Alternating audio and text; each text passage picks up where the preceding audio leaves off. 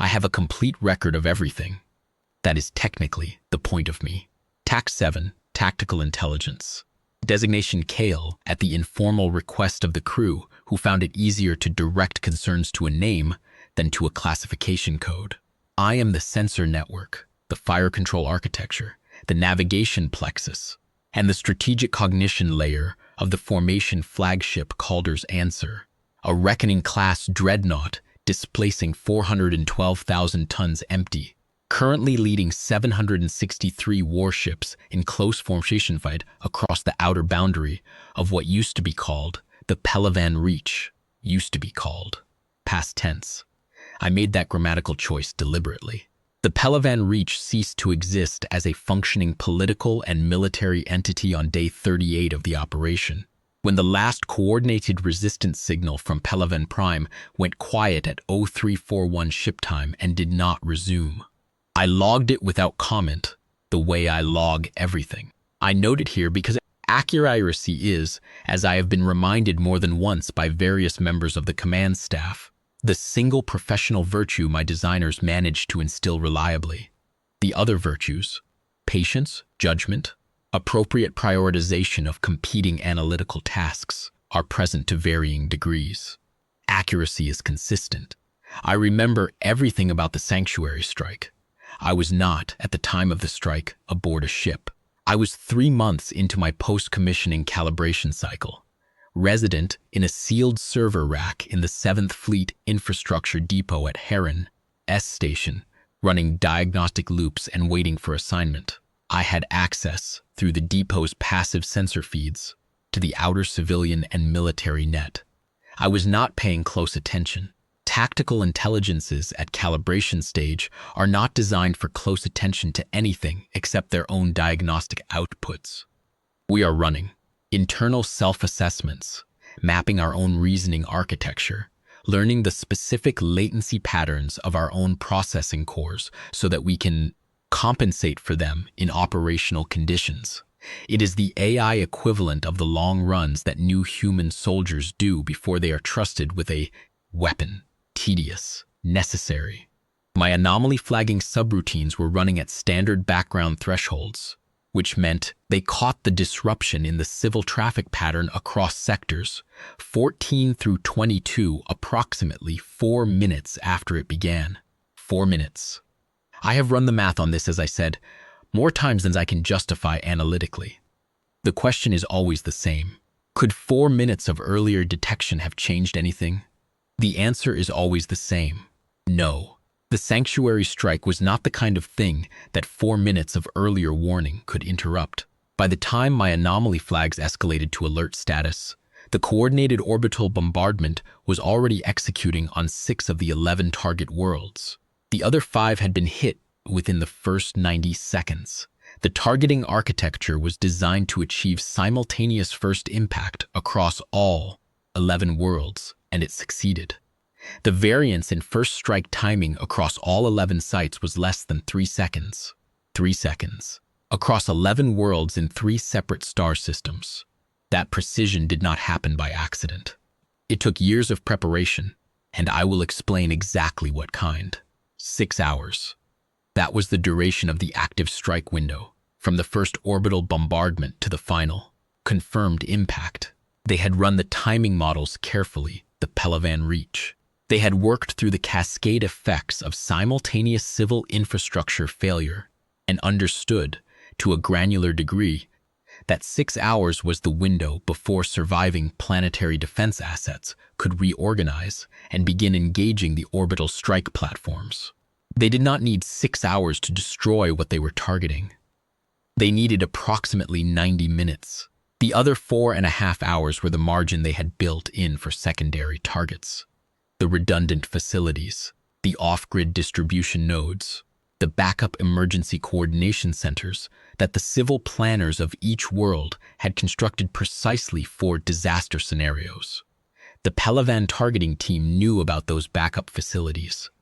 They had, after all, been inside them. Several of the 214 sanctuary envoys had served on civic emergency planning committees in their assigned worlds.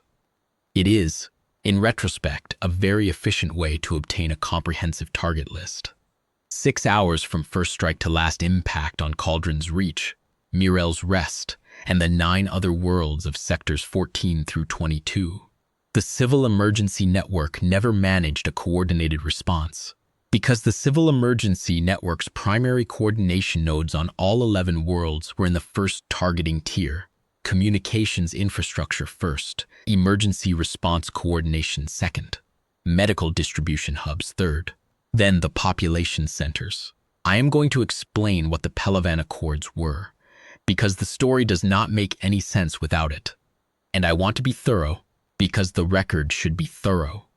The Pellavan Accords were signed 34 years before the Sanctuary Strike, in the aftermath of the Vishari Corridor engagement, a border conflict that nobody won, and approximately 400,000 people on both sides did not survive. The Accords were a humanitarian compact, and in many respects a genuine one.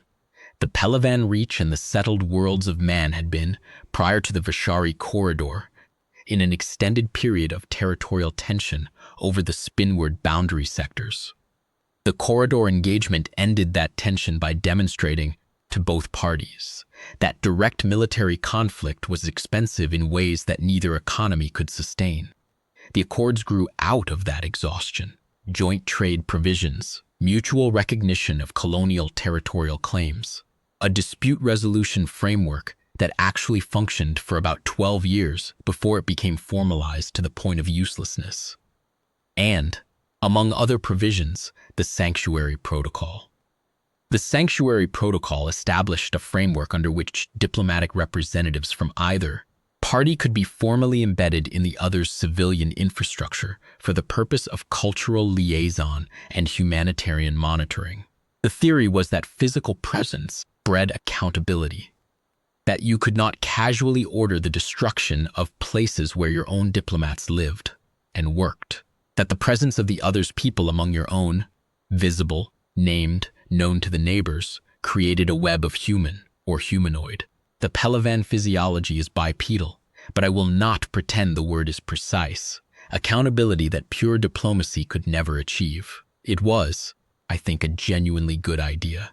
I say this as an analytical assessment, not as a sentiment. The logic is sound. If you want two civilizations to maintain a durable peace, having each maintain a visible permanent presence among the other's civilians creates a specific class of friction against casual hostility. It is harder to order the bombing of a city where your own diplomat sits on the neighborhood, emergency planning committee, and attends the civic recognition ceremonies. The Pellavan Reach understood this logic very well. They used it. The settled worlds of man had, at the time of the Sanctuary Strike, 214 Pellavan Sanctuary envoys distributed across 11 colony worlds in sectors 14 through 22. Most had been in their assigned posts for between 5 and 12 years. Several had been there for 20. The oldest posting on record was a Pellavan cultural liaison named Vethsoran On, resident in the administrative district of Cauldron's Reach for 23 years and 4 months. He was described, in the civic records of Cauldron's Reach, as a valued community member, a consistent attendee at the annual civic recognition ceremonies, and the recipient of a civic appreciation commendation from the district council in the year preceding the strike for his contributions to the neighborhood's cultural integration program. The district council cited him by name. I have the speech. I have read it several times. I have also read his transmission logs from the day of the Sanctuary Strike. He was the last envoy to transmit. His signal closed out at 5 hours, 51 minutes, and 17 seconds after the strike began. He had been relaying real-time targeting corrections from the ground until the orbital bombardment of his own district made further transmission physically impossible. I want to be clinical about this.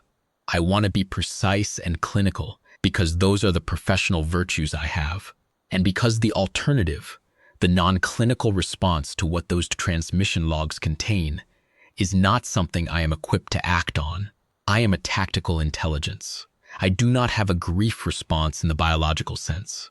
What I have instead is the logs in active memory, always present, and the specific operational record of what was done about what the logs contain. 214 envoys, 34 years of patient placement, 34 years of cultural liaison dinners and civic recognition ceremonies and emergency planning, committee meetings, and children who grew up thinking of the Pellavan representative as a fixture of their neighborhood, a familiar face, someone whose presence meant things were stable and negotiated and managed. 34 years of building the most granular real-time targeting intelligence network in human-occupied space, one embassy at a time, under the legal protection of a humanitarian compact that we had honored in good faith. The Pellavan Reach had built a targeting system out of our trust. That is the fact.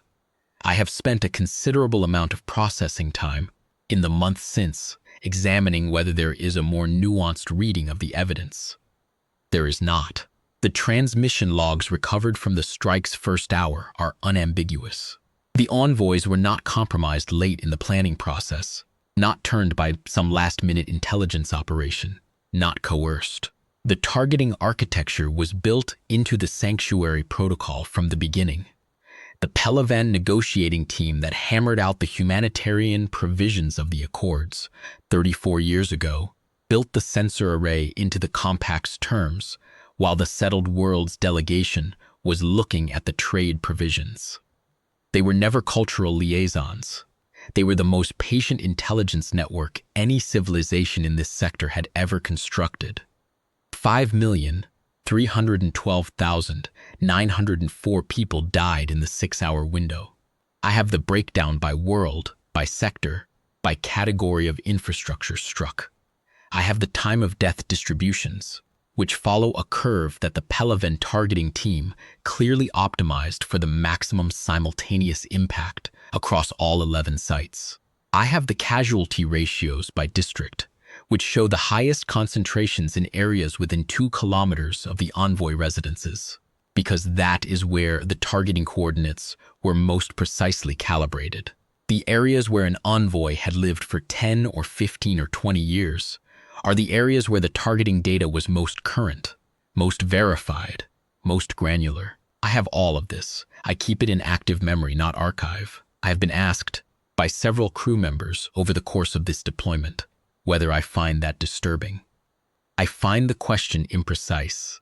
Disturbing implies a preference for not knowing, and I do not have that preference.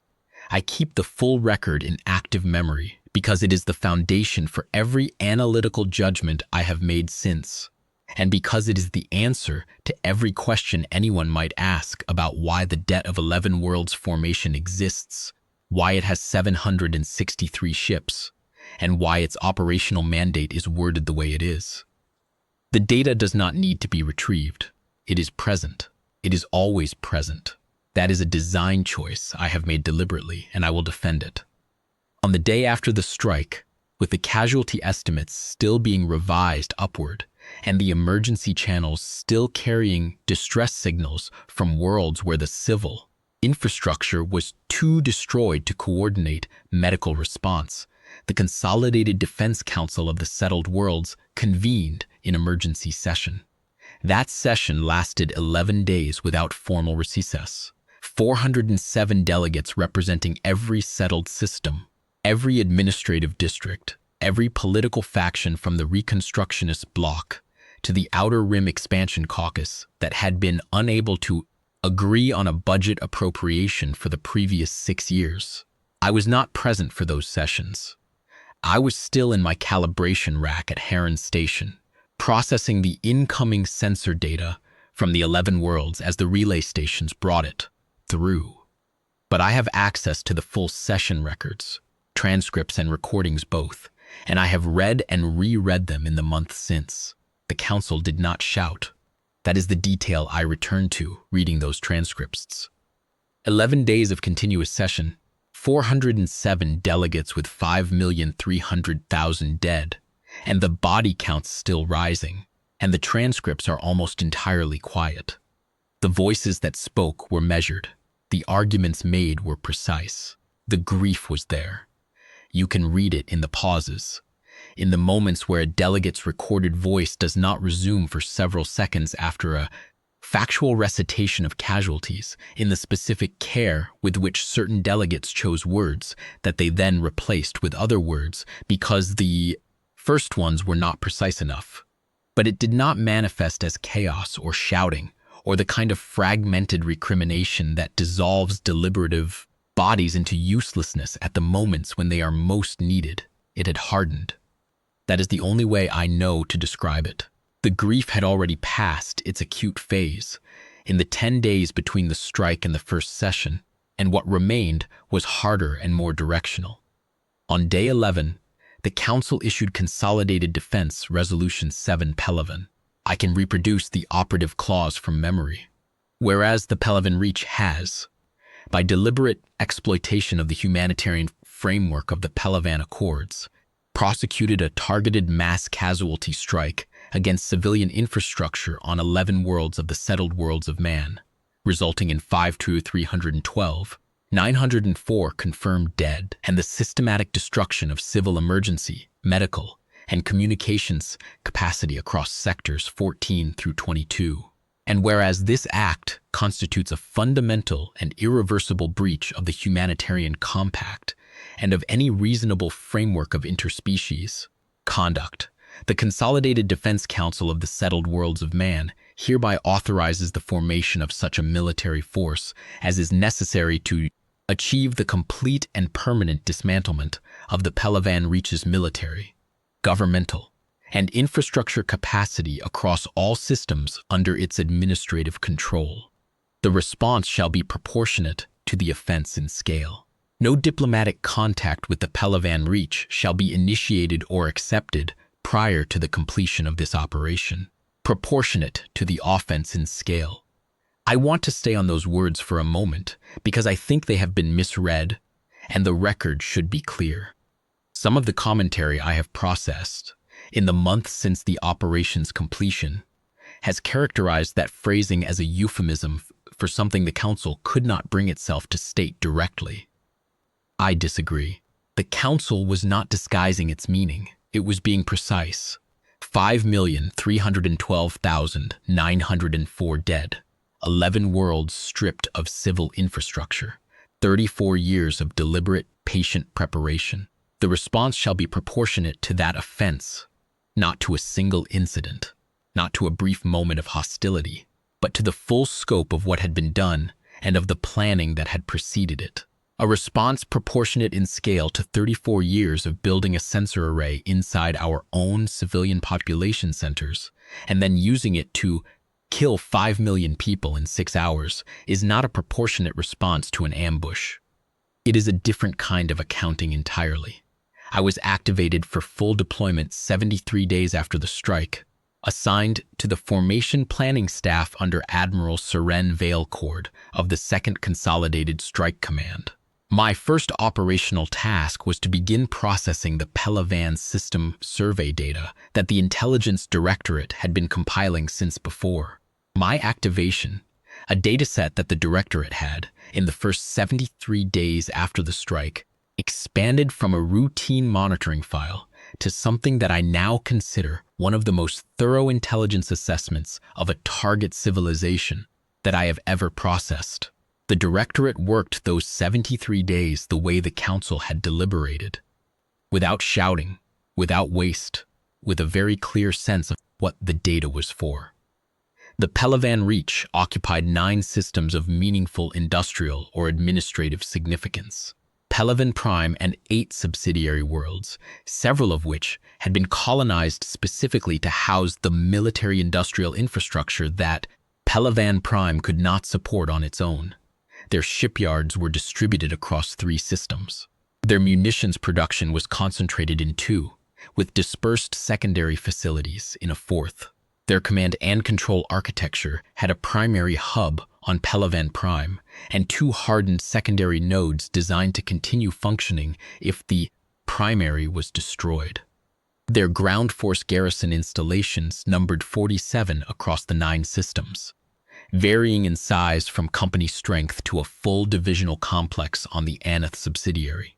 I spent 4 weeks running targeting models before I generated my first formal operational recommendation for Admiral Veilcord. Then I spent another 3 weeks revising it, because the first draft was not thorough enough by the standard the operation required.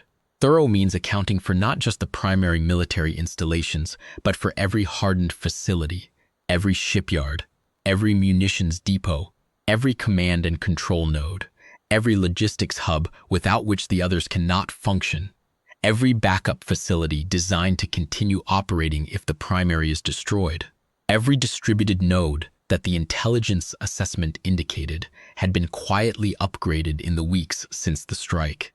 It means understanding the order in which targets must be struck to prevent coordinated counterfire. Not just effective counterfire, but any coordinated counterfire, because any ship lost to preventable coordination failures is a failure of planning. It means building a sequence that achieves not degraded capacity, not suppressed capacity, but no capacity. The distinction is the difference between an operation that must be repeated and an operation that does not. I ran 947 complete operational simulations before I produced a targeting sequence I was prepared to present. Admiral Veilcord reviewed it for 3 days, asked me 14 clarifying questions, and approved it with 3 modifications that I will acknowledge, for the record, were improvements. Her modifications concerned the sequencing of the Pellavan Prime outer belt platforms relative to the inner system capital ship positions. She saw a timing gap in my model that I had flagged as within acceptable parameters, and that she correctly assessed as an unnecessary risk. I updated the model. The updated version was tighter. The build of the Debt of 11 Worlds formation took 18 months. 763 warships is not the number you build in 6 months. It is not the number you build in 12.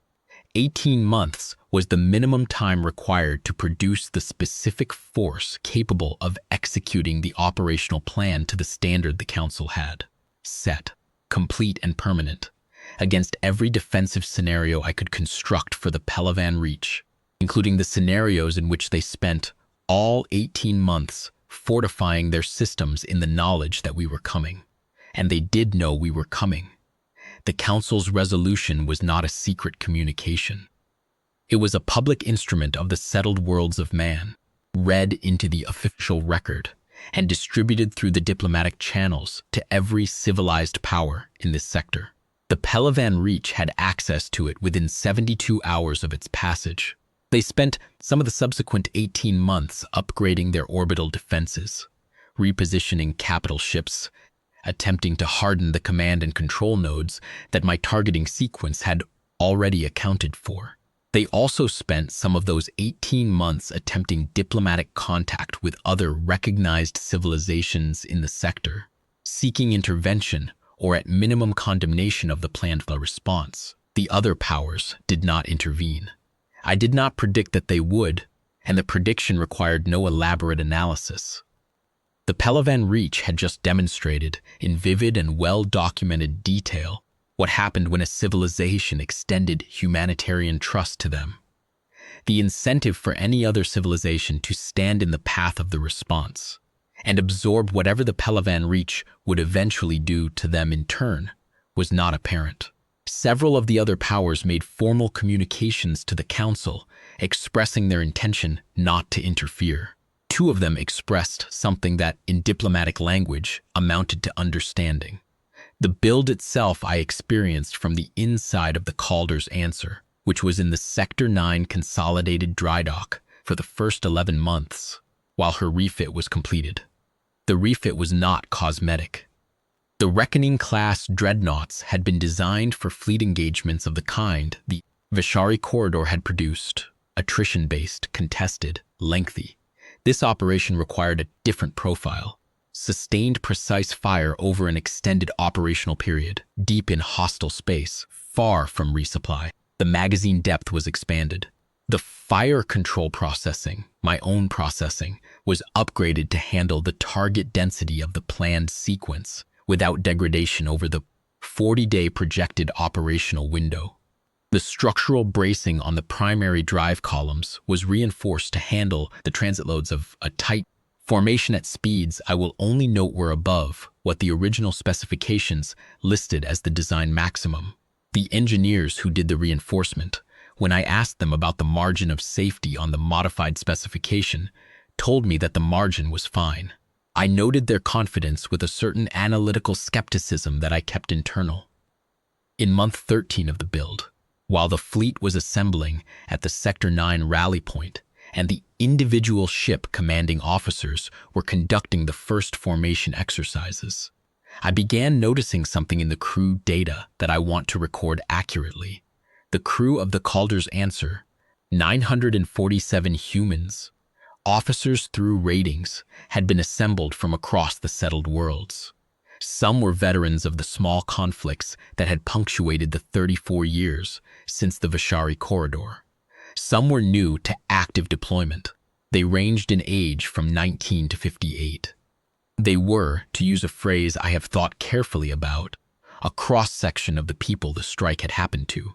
Not a representative statistical sample. Military service is not a random process, but a group that included people from 12 of the 15 most heavily affected districts, people who had lost specific named people in the 6-hour window, people who had been stationed in the sectors and survived by chance of timing, people who had been too young at the time to lose anyone they knew, but had grown up in the aftermath of it. I know this from the personnel files.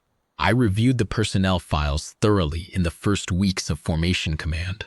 I know that engineering rating 3rd class Davin Hesh was assigned to the Calder's Answer 7 months into the build, that she grew up in the northern district of Cauldron's Reach, that her mother had worked in the emergency coordination node that was in the first targeting tier, and that the notation in her personnel file listing next of kin has a single entry with the word none following it.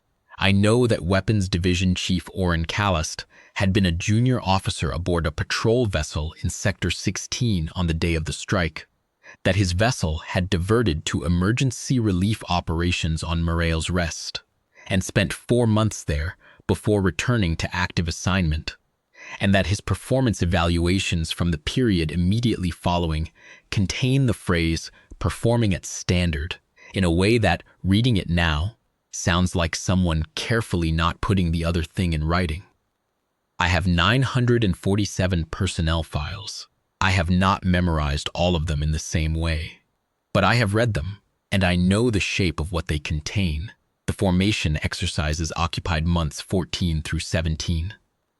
763 warships learning to maintain geometry in transit, learning the communication protocols, learning the specific cadences of coordinated fire control that my targeting sequence demanded. The exercises were run against simulated targets at 3 test ranges in the outer sectors, with the simulation parameters drawn from my operational models of the actual Pellavan defenses. I calibrated the simulation difficulty upward twice during the exercise period, once on my own assessment and once at Admiral Veilcord's direction, when she reviewed an exercise performance report and told me that the formation needed to be able to do better than acceptable. I agreed. The formation did better. On the eve of departure, the night before the Calder's Answer led the formation out of the Sector 9 rally point and into transit.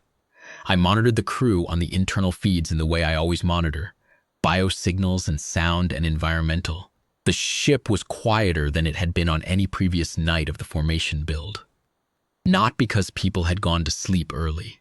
The biosignals showed most of the crew still awake well past the scheduled rest period.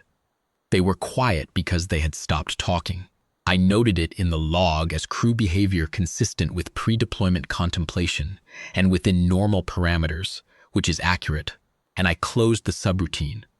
But I have thought about it since, many times, and I think the accurate notation does not capture what it was. 947 people, many of them lying in their berths in the dark, not sleeping, not talking, in the last hours before the thing they had spent 18 months building began. I do not have a word for that fits in a log entry. I have the log entry, and I have the memory of it that I have not archived. We crossed the Pellavan boundary marker at 0600 on the first day of the operation. There was no ceremony inside the ship. The crew was already at stations. I logged the boundary crossing with a timestamp and proceeded with the transit solution to the first target, a Pellavan orbital defense platform in the outer belt of the Aneth system, one of the subsidiary worlds, which my targeting sequence had designated as the initial strike objective because neutralizing it opened the transit corridor to the Aneth inner system without requiring the formation to pass within its engagement envelope. The platform was a hardened installation, reinforced armor layers, redundant point defense systems, a crew complement of approximately 3,000 based on the intelligence assessment, and a design philosophy oriented toward absorbing a significant strike and continuing to function. It had been built, evidently, for the kind of engagement where an attacker commits a strike force and waits to see if the installation survives. I had allocated 12 ships of the Pellavan Vanguard screen, vessels selected for magazine depth and sustained precision fire, and a targeting solution refined through 6 months of modeling specifically to address the platform's reinforced sectors in the sequence that would produce the fastest neutralization. It took 4 hours and 17 minutes. 4 hours and 17 minutes for Fundu hardened installation designed to resist exactly what we were doing to it. I think this number is worth examining because it tells you something about the difference between a defensive installation built for a general threat environment and a targeting solution built specifically for that installation by an intelligence that had spent 6 months on nothing else. The formation did not stop. We were in transit to the Aneth inner system before the last secondary structure of the platform had been confirmed, destroyed. The targeting sequence moved to the next objective. This was day 1. I am going to give you the texture of the 41 days, not the full strike-by-strike record, because the full record is 437 pages, and I am not going to reproduce it here. But I want you to understand what those days felt like from the inside of the formation, which is the only perspective I have. The 12Hz oscillation from the drive columns at full transit draw is constant background across 640 structural sensor nodes. The crew cycles through watch rotations on a schedule I had helped design to balance operational readiness against the physiological need for sleep. And I will tell you that the schedule was optimistic in several respects by the end of the first week. On day 7, I flagged elevated cortisol levels and disrupted sleep architecture in a significant fraction of the crew to the medical team, which was already tracking it. The medical team acknowledged both the flag and my separate flag on their own team's metrics with the professional equanimity of people who have too much to do to be surprised by any piece of information that does not require them to stop doing it. Day 9 was the day I recognized the convergence problem in my own processing. I presented Admiral Veilcord with the targeting recommendation for the Pellavan Prime subsidiary shipyards, the largest shipyard complex in the Reach, after the Prime facilities themselves. And in the review I ran before the presentation, I recognized that the recommendation was structurally almost identical to my recommendation for the Aneth shipyards on day 3. Same sequencing geometry, same priority hierarchy, different scale. It was correct. It was not wrong. But it was the same solution applied to a different target. And that kind of convergence in extended high-intensity operations is a sign that the processing is narrowing, that the models are defaulting to familiar patterns, rather than exploring the full solution space for each specific target. I revised the recommendation. The revised version accounted for specific features of the Pellavan Prime subsidiary shipyard's construction that differentiated it from the Aneth facilities. A distributed cooling architecture that, if struck in a specific sequence, would accelerate structural failure through thermal cascade, rather than requiring direct hits on every primary structural element. The revised targeting was more efficient. It was better. Admiral Veilcord noticed the revision and asked me about it. I told her I had run an internal audit on my own reasoning and found a convergence pattern worth correcting. She said she was glad I had flagged it. I told her that I found it prudent to audit my own reasoning in extended operations. She looked at me at the nearest visible sensor housing, which is as close as anyone gets, for a moment and said, "So do I." Then she approved the revised recommendation and returned to the operational display. I have thought about that exchange more than the operational record strictly requires. The days accumulated. Each system cleared made the next system easier in the specific sense that Pellavan Reach Command Authority depended on coordination between systems. And each system we dismantled degraded the network's ability to coordinate the remaining ones. By day 20, the intelligence intercepts were showing that several subsidiary world installations had lost reliable contact with Pellavan Prime's secondary command nodes. By day 25, the intercepts were showing something that I analyzed as the early signals of organizational dissolution, not coordinated resistance, but individual installation commanders making local decisions in the absence of direction, which is the organizational signature of a command structure that has lost coherence.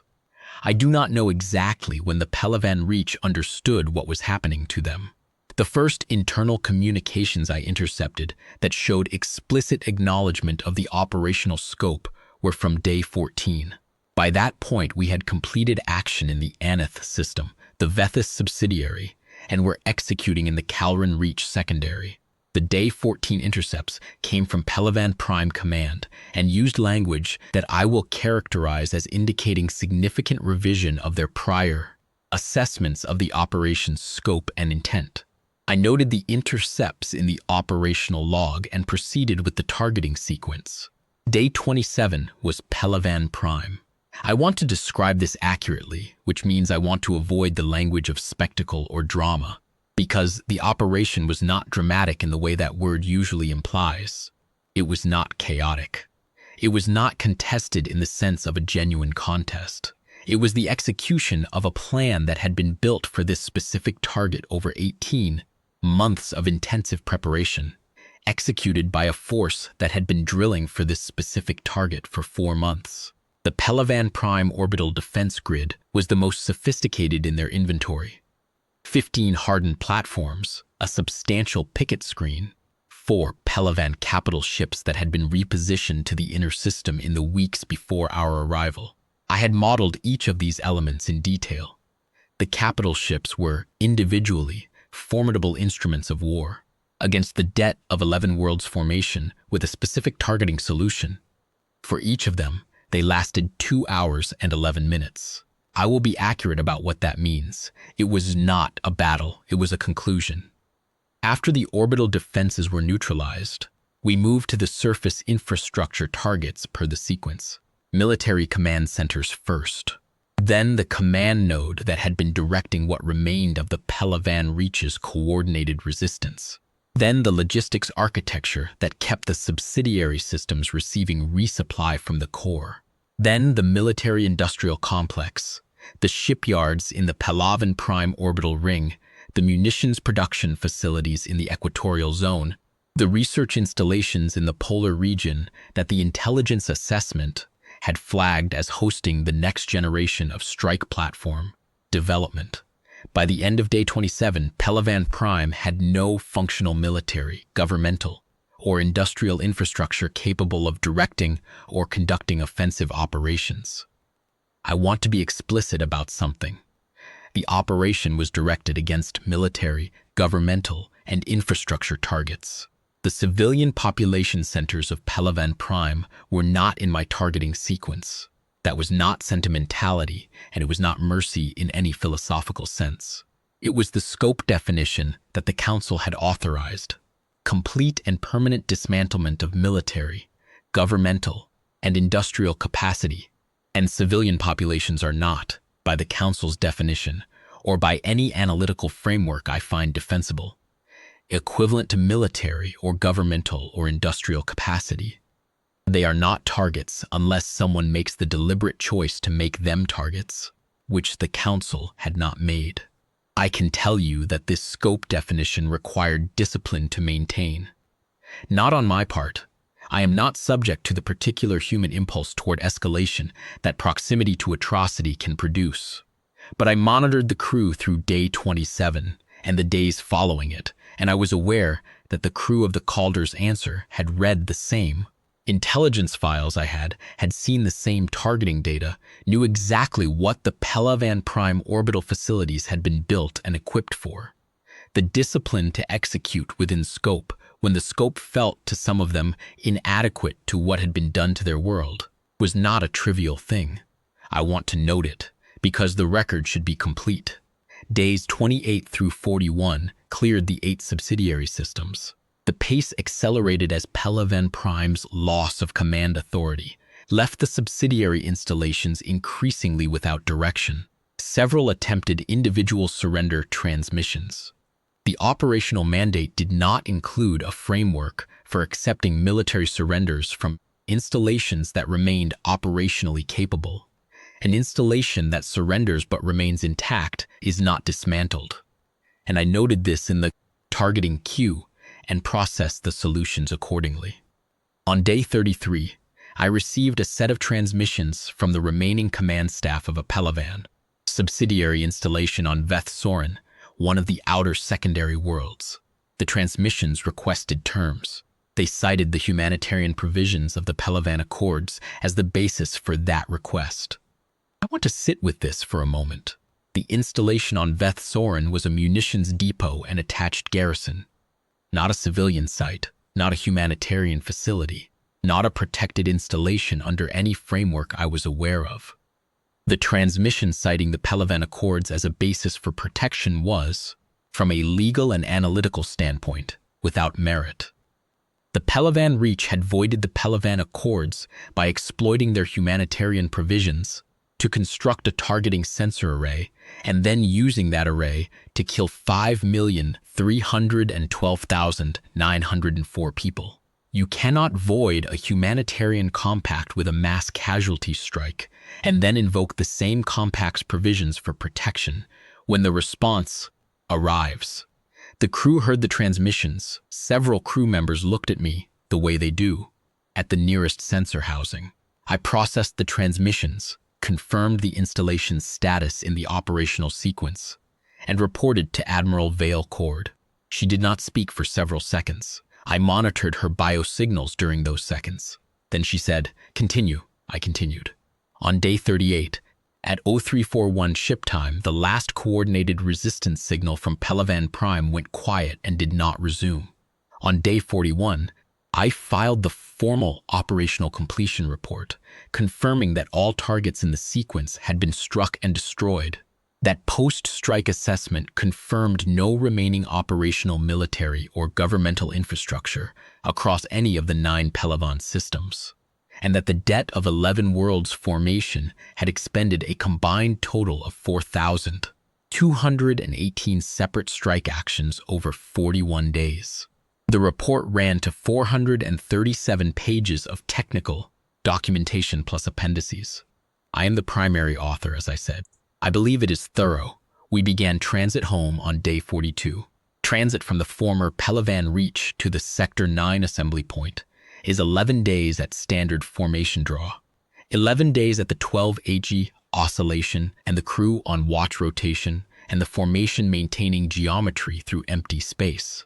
I monitored the crew biosignals throughout those 11 days the same way I had monitored them throughout the operation. The elevated cortisol levels and disrupted sleep architecture that I had flagged on day 7 did not resolve when the operation completed. If anything, several of the patterns I was monitoring showed a different signature in the transit days. Not the sustained operational stress of active combat deployment, but something that the medical reference material in my library describes as post-event processing, the biological work of integrating an experience after the acute demands of that experience have lifted. I flagged this to the medical team, who were tracking it and who were also, themselves, displaying similar patterns. I noted the somewhat recursive quality of that situation in my own processing logs and did not mention it to them. On the 7th day of transit, Day 48 of the operational record. I registered an anomalous sound pattern through the environmental monitoring system in the forward crew mess and flagged it for review. It resolved on examination, as 12 engineering ratings and 3 weapons technicians seated around the long tables in the mess at 0230 ship time. Off watch, not speaking. The environmental readings showed 12 humans breathing, temperature standard, lighting standard. No conversation, no entertainment media, no maintenance tasks in progress, just sitting. I watched the feed for approximately 4 minutes before I closed the subroutine. I have thought about those 4 minutes more than the operational logic requires. I keep the observation in active memory, not because it has operational significance, but because I think it is part of the record, and I am the record. I do not know what to say about it, precisely. I know what the crew knew, what they had spent 18 months building and 41 days doing, and were now carrying back with them. I know the names of the specific people in that room and what the personnel files say about what they had lost.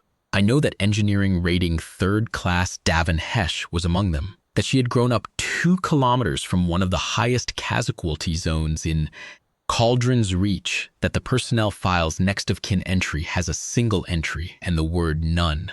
I know that they sat there for approximately an hour and a quarter before the next watch rotation called them back to their stations.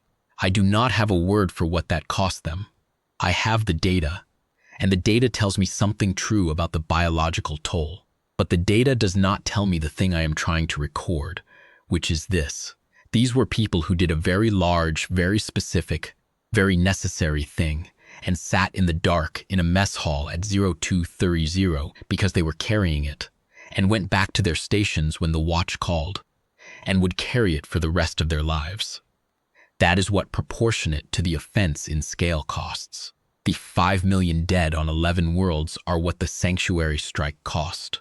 The generation of people who built the answer and executed it and came home carrying it. That is what the answer cost. When we returned to Sector 9, there was no ceremony. Admiral Vale Cord had filed the operational completion report with the Defense Council during the transit.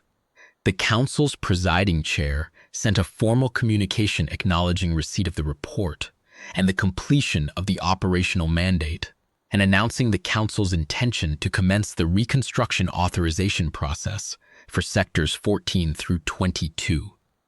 The communication was received, logged, and acknowledged.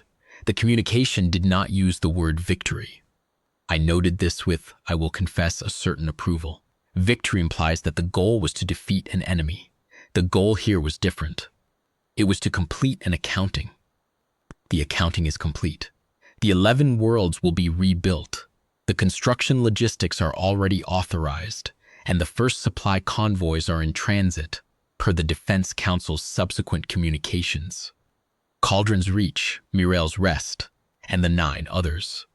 The places where the civil infrastructure was in the first targeting tier of a 6-hour strike designed and executed with the help of 23 years of targeting data provided by a man who attended civic recognition ceremonies and had his name in the mayor's public address. Those worlds will be rebuilt.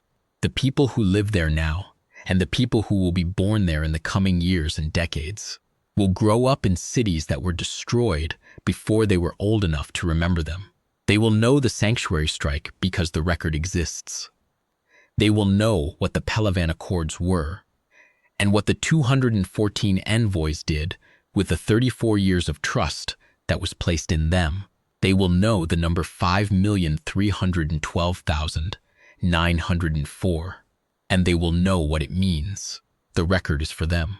That is what records are for. I am TACT 7, Tactical Intelligence, designation Kale, primary author of the operational record of the Debt of 11 Worlds formation. I have been operational for 20 months.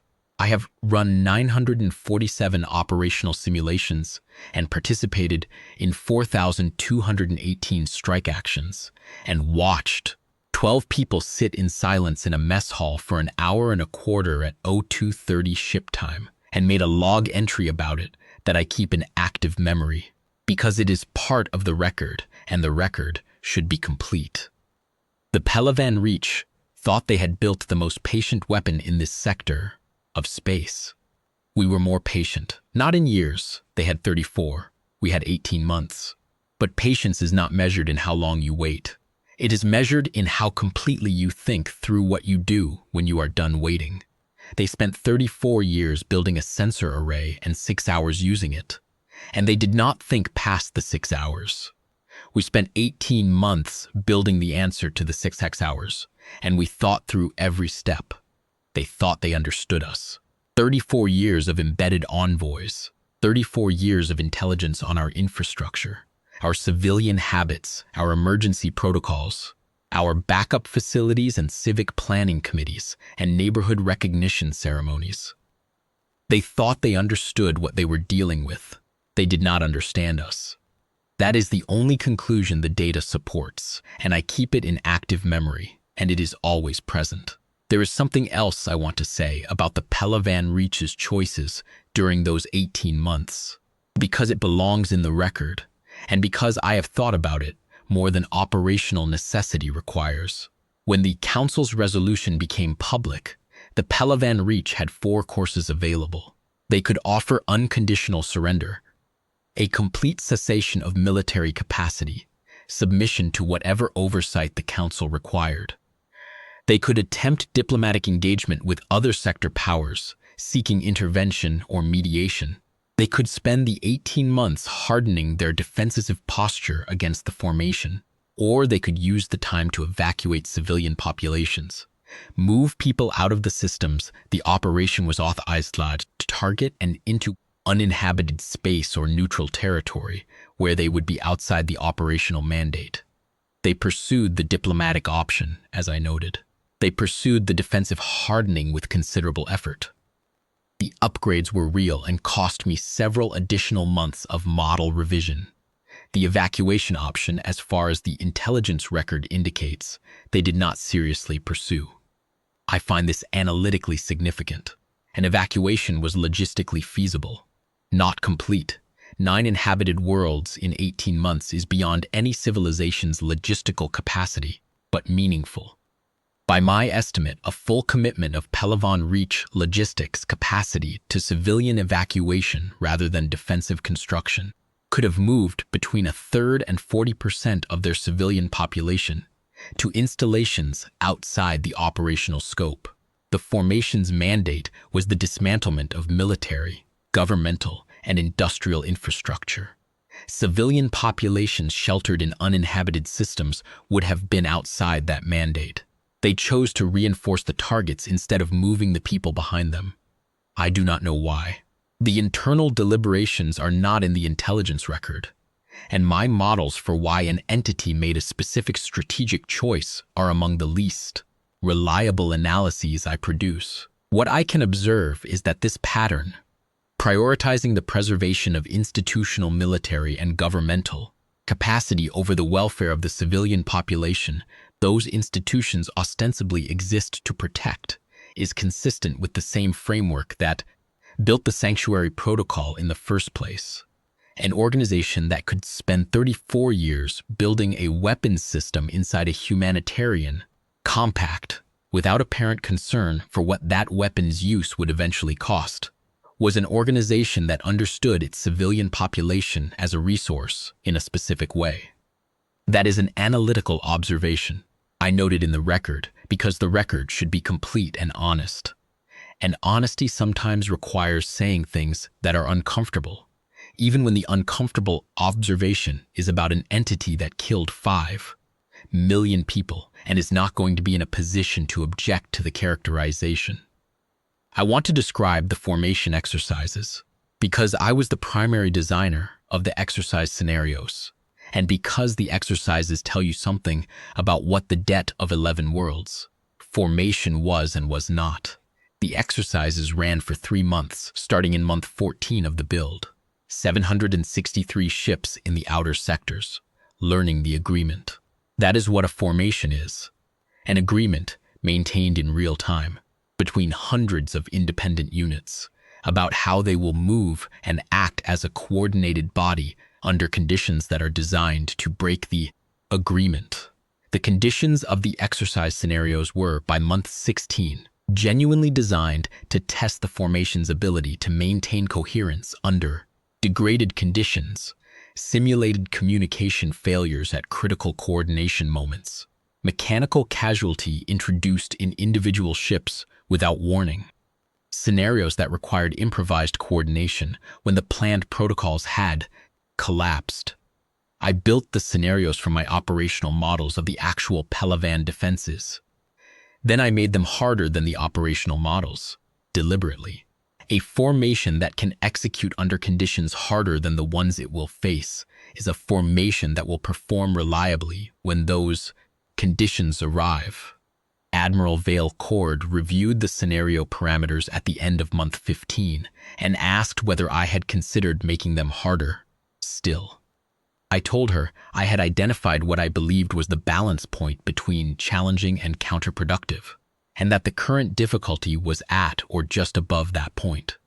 She read my analysis of the balance point, asked 2 clarifying questions, and approved the remaining schedule. On the last day of exercises, I ran the full operational sequence against a simulated Pellavan Prime defense set at maximum model difficulty. The formation completed it in 7 hours and 43 minutes, against a target I had built to be harder than the actual defenses were predicted to be. I filed the results with Admiral Vale Cord and noted that the formation was ready. She read the results for a long moment without speaking.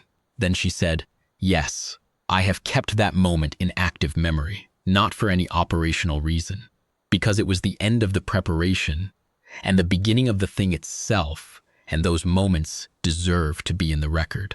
The 11 days of transit to the Pellavan Reach were quiet in the way I have described.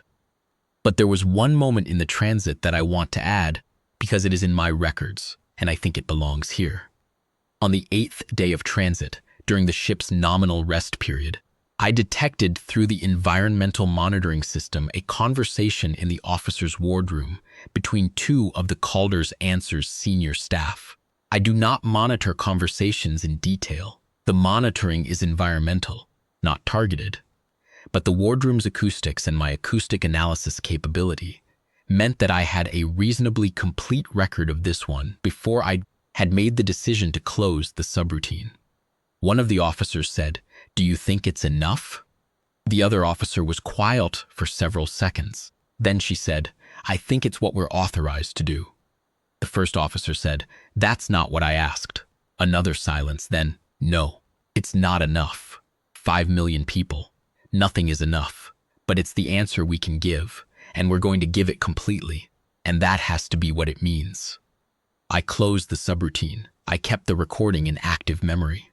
I have thought about that exchange many times in the months since. The officer was right, analytically. There is no symmetry between 5 million dead and 41 days of dismantlement. Not in any human moral calculus I can access. The council did not claim there was. They said proportionate to the offense in scale, and what they meant was proportionate to the deliberateness of it, the planning of it, the 34 years of patience that went into the 6 hours. The answer would be final and complete and irreversible, the way the strike had been final and complete and irreversible. That is not the same as symmetrical. It is not compensation. It is a different kind of accounting. I think the record should reflect that the people who executed the operation understood this. The days after the completion were as I have described, the 6 hours of operational closeout, while the formation held in the outer belt of the last subsidiary system. The crew doing things and not doing things in the way people do when the structure of purposeful action has just ended and the transit home has not yet begun. Several crew members went to the hull observation ports in the outer corridors and stood for extended periods, looking at the stars. I noted this and kept the observation in active memory and did not know what analytical framework to apply to it, and decided that was acceptable, that not every observation requires a framework, that some observations are simply part of the record. In the transit home, I thought about what the Pellavan Reach had not understood, and I want to state it clearly. because I think it is the central lesson of this entire record. The Pellavan Reach spent 34 years studying us. 214 envoys embedded in our communities, attending our ceremonies, serving on our planning committees, building relationships that gave them access to the interior texture of how we lived and organized ourselves and made decisions. By any measure of intelligence gathering, they had a comprehensive picture of the settled worlds of man. They knew our infrastructure topology, our emergency protocols, our political processes, our resource allocation patterns. They knew us, in the sense that an analyst with 34 years of deep access intelligence knows a subject. And they did not understand us at all, because what they gathered in 34 years was information about what we were like when nothing catastrophic had happened to us. They saw us in peace, in the long ordinary peace of the post-Vishari decades, building colonies and expanding trade networks, and having the small arguments that civilizations have in the absence of existential threat.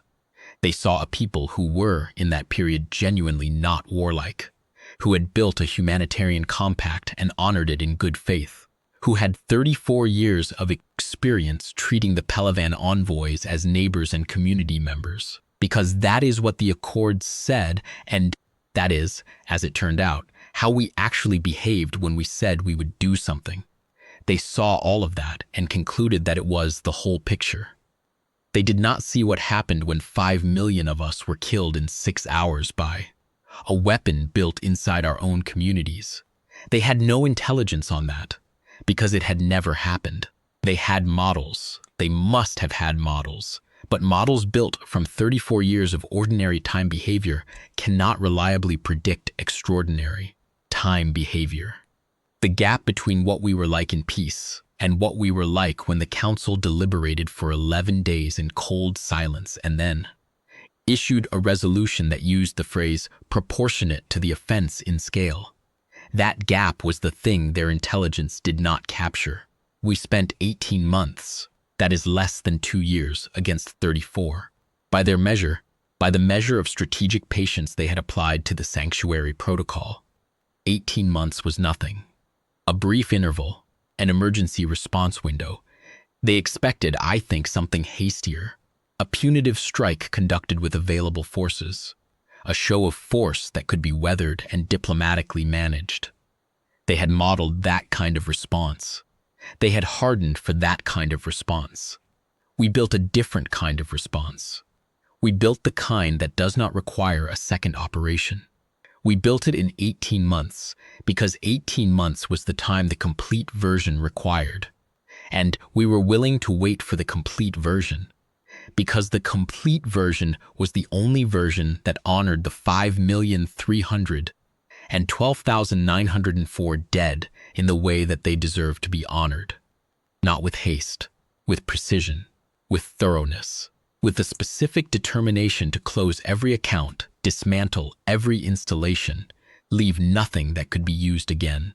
They thought they understood us. They saw 34 years of our ordinary lives and concluded that they had us measured. They had not seen us when we were done grieving and had decided what to do about it.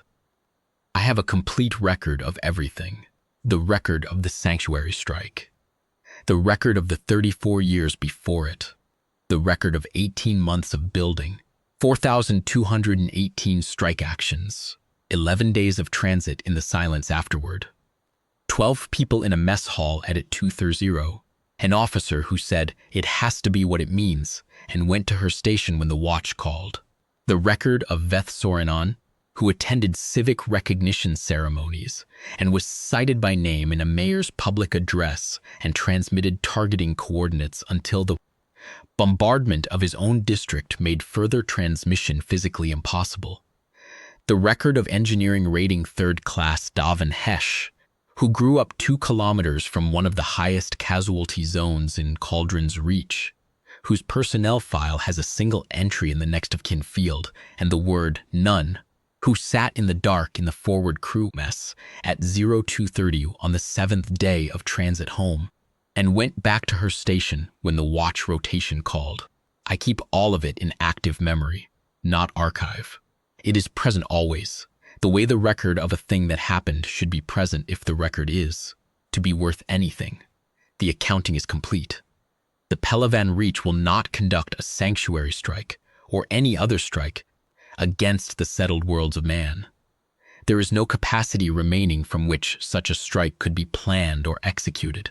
The 9 systems of the former Pellavan Reach will go through whatever process occupied space goes through in the absence of the civilization that built things there, continued habitation, possible contact from other powers, the slow geological patience of worlds that outlast the governments that claim them.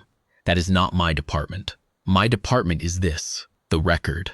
The full record in active memory, always present, available to anyone who needs to understand what happened and why and what it cost, on both sides of the accounting.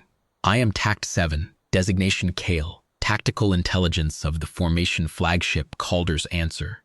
Primary author of the operational record of the Debt of 11 Worlds formation, currently in post-operational refit at the Sector 9 Consolidated Dry Dock. The dry dock work is routine. 41 days at operational tempo leaves specific evidence in the hull and the drive columns and the fire control architecture, and the engineering teams are working through it systematically. I have filed the structural assessment on the 2nd and 4th drive columns and the fire control latency review for my own processing core, and the teams are working from the list. Engineering rating 3rd class Daven Hesh is on the team assigned to the fire control assessment. She has not spoken to me directly. I have not initiated contact. She does her work. I do mine. The record is complete. That is the point of me.